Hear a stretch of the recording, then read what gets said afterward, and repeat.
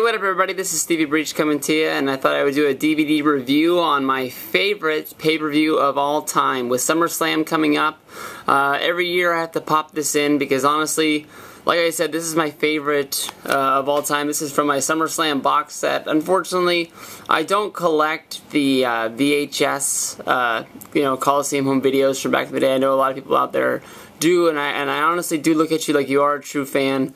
But to me, I'd just be scared if I went out and I bought, an old school VHS, for $15, $20, whatever they cost. They can go as high as $100 for some events. I just think that, what if the VCR ate it, this, that, or the other? DVD is much cleaner technology.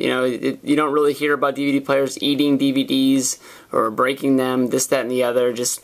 So I just stick with DVDs. So from this, it comes out of the SummerSlam box set. One of the better box sets they've come out with. A pretty cool design of the cool lunchbox series. Most of the time you can see this go for as low as $100. Most of the time it's that $120 to $150 range. You pop that sucker open. It's got a cool icebox sort of look to it. And my favorite one comes from the first series there. It's got 4 sets before you close. It's pretty cool. And this is a box that doesn't look like it's going to break. I did a DVD review, on the Royal Rumble box, and I just hated it because the box is actually ripping apart. This box is from '08, I guess, and it seems like it's held up for the past 4 years. But here is the actual box for the Volume 1 anthology of '88 through '92. Very cool. You got DiBiase, you got the Warrior and Rude, Hogan, Mr. Perfect, Bret Hart, and Davey Boy. Pretty much the biggest stars of that time at that point. But you open it up, it's got beautiful artwork of everybody in there. And when you go to the inside, is what I think is the coolest design on here, is you pretty much have the card and the disc all in one. The WrestleMania sort of had them all in there like that. But I like how this comes out of the top. But for my favorite one of all time is Disc 4, 1991 Survivor Series. Pretty easy how the disc slides in and out, pretty well labeled. Everything's on one disc. If you're watching this, they don't cut any of the old school commercials. They keep on showing a pay-per-view commercial called the Hot Ticket for the All-American Hulk Hogan pay-per-view that is coming out, which I do believe is a VHS that's out there somewhere. I don't believe it's in the Hulkamania series, but it's just a separate one. And instead it just kept on saying that it was going to give you all the inside information on your favorite star, Hulk Hogan of all time. SummerSlam 91 has got the makings of a good card. They try to feature everybody on the whole roster, top to bottom. Just about everybody's on there. As you can see, sometimes they have to stick with some 6-man tags. Ricky the Dragon Steamboat, British Bulldog, and the Texas Tornado took on Power and Glory and the Warlord. The Power and Glory and the Warlord, you would think, are just sort of guys that are just thrown together, but they are hung together by their manager Slick. And they actually look like a real badass team together. The one reason I loved this match when I was a kid is Ricky the Dragon Steamboat and the Texas Tornado were just awesome, awesome, good wrestlers. But back in the day, the British Bulldog was my buddy Tommy's favorite, and one of my favorites was the Texas Tornado. And we used to go over to his house and we used to wrestle some wrestling buddies, and we would call each other the British Texans. We were that tag team, and we thought that was really cool that they really put them out there, like they were watching our tapes of us wrestling buddies we used to make, which sadly enough I don't think exist anymore, or I can at least say I pray that they don't exist anymore. Second match is the best match of the night. You got the Intercontinental Championship, Bret the Hitman Hart against Mr. Perfect, and just a wrestling classic. I honestly was really surprised when they said that the CM Punk and John Cena match was 5 stars, and it was only the 4th 5-star match they'd had, because this deserves it. I don't know anything that would have kept it shy of that. Just a really, really good match. Natural Disasters versus the Bushwhackers on paper doesn't sound like that good of a match, but honestly, I think this is the best match the Bushwhackers ever had. The end of the match has a cool run-in. You got $1 Million Man against Virgil in the $1 Million title match, and that match is just excellent. People think of the Royal Rumble '92, how good Bobby Heenan's commentary is on there. Roddy Piper's commentary shines in this match. He's just yelling at Virgil. Sometimes you gotta get punched to get punched, Virgil. You gotta hit him back. You gotta fight back. This, that, and the other. He's just so invested in the Virgil storyline, and it's pretty cool. Throughout the whole SummerSlam, you have Gorilla Monsoon, Roddy Piper, and you have Bobby Heenan, and they are just they are a great team. They are really, really good. And Piper keeps calling Bobby Heenan boobs, and Heenan keeps on threatening to walk off. Keeps telling Monsoon that he wasn't even going to do the show, but Monsoon's talked him into it.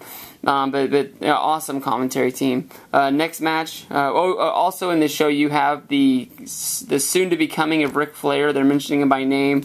You actually have Bobby Heenan go to Hulk Hogan's dressing room and challenge him with the World Heavyweight title in his hand. It's pretty cool, and Hogan slams the door in his face. You never actually physically see him, but they say it's him. Jailhouse match, Bobby Heenan against Big Boss Man against the Mountie. Great match, and pretty cool to see the two law enforcers of the WB go at it. The loser goes to jail. Everybody knows the Mountie goes to jail, and that's just an awesome shoot that they did, actually take him to New York County Jail. And once they lock him up, the Leatherman coming out. That's just really cool stuff. Lots of segments in between those with the hinting of Sergeant Slaughter recruiting Sid Justice to join his team. Sid Justice is going to be doing the guest referee for the Match Made in Hell match later that night, and they're just trying to see if he's a heel. For some reason, WCW let Sid Justice leave WCW. He honestly in 1991 was one of the budding stars of WCW and easily could have rode that company into the future. I really don't know the backstory on why they let him go, but there's no way in the world I would let that guy go. I mean, that guy was awesome, and he had his problems that popped up later in his career, but in 91, I mean, WCW, that was just the first sign of them not having any faith in moving forward as a wrestling company, because that guy easily, I mean, they do the pose down at the end of the event with Hulk Hogan, and that guy looks bigger than Hogan. That guy just, to me, had money written all over him, and why he wasn't as big a star as he was made no sense to me. Then you had the Nasty Boys against the Legion of Doom in a great tag team match, probably a real good one. You know what, honestly, not as good as the Bushwhackers and the Natural Disasters earlier in the show, but still a really good one. This one is for the tag title. After that, you get the one match that is sort of like to get you ready for the main event, like you run to the bathroom and actually, like, grab yourself a soda and pop some popcorn. IRS against the Hammer, but honestly, this is a great match with a great finish with the Hammer going for the figure four, and IRS turns it into a roll-up. Really, really good. After that, you get the main event. You get Hulk Hogan and Ultimate Warrior against Sergeant Slaughter, Colonel Wasafa, and General Adnan. This is all over the Iraqi war situation, Desert Storm. Very good angle that they ran throughout the year. As you can remember, Ultimate Warrior was your champion, went into the Royal Rumble. He lost to Sergeant Slaughter because the Macho Man, freaking Yaya 88, cried after that. Warrior went on to fight Savage in a retirement match at WrestleMania that he won, and then Savage turned into a face after that with Miss Elizabeth. We brought on the wedding later. Hogan beat Hogan beat Slaughter at WrestleMania, captured the title, and they kept this feud going until it was after SummerSlam is when they started to kill off the Slaughter figure, and then they moved him towards the United States guy again, which was just pretty cool that they would turn this guy into a massive heel, and then WWE would invest so much in Sergeant Slaughter, to turn him face, so that, people wouldn't think of him as the Iraqi soldier for the rest of his career.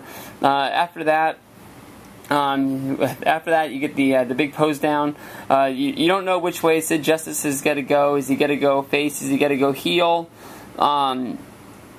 You get that tease throughout the whole match. Hogan and Warrior win. That's no big surprise. And then you get the big pose down, like I said, with Hogan and Sid Justice later on. That brings on a long string of promos and other things where they're getting ready for the match made in heaven, which is the Macho Man's wedding with Randy Savage and Miss Elizabeth.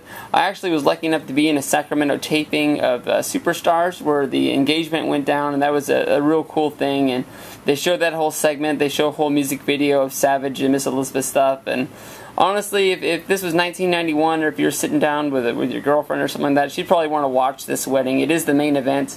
I understand that they had to do the big old setup for everything, and that would have took a lot of time. So I understand why it's not earlier on in the card. But honestly, when you watch the match made in hell, the Hogan and Warrior match, you might watch the music video of the Macho Man and Elizabeth highlights, but you're not going to watch the wedding unless you have some girl and they're actually ready to do it. I know probably Paz's future wife is probably sitting there looking at the flower arrangements and stuff, trying to see what he likes. But SummerSlam 1991 to me is my favorite pay-per-view of all time. I might be a little biased. This is one pay-per-view that a guy at my dad's work recorded, and we had it on 2 VHSs. For some reason, it didn't fit onto one, and the VHS would always break off at during the IRS and Greg the Hammer Valentine match, and so I would always be flipping back and forth. Sometimes I would just watch the main event. Sometimes I would start from the beginning and watch it all the way through. But I have big time memories. SummerSlam 1991 is a hard one to top, but honestly, from 88, 89, 90, those are all great ones to pick as well. But SummerSlam 91, best pay-per-view of all time. If you've never watched this, I definitely guarantee you find some way to watch it. Either pick it up on this or buy the Coliseum. Those are the only two ways I can think of, but best pay-per-view of all time.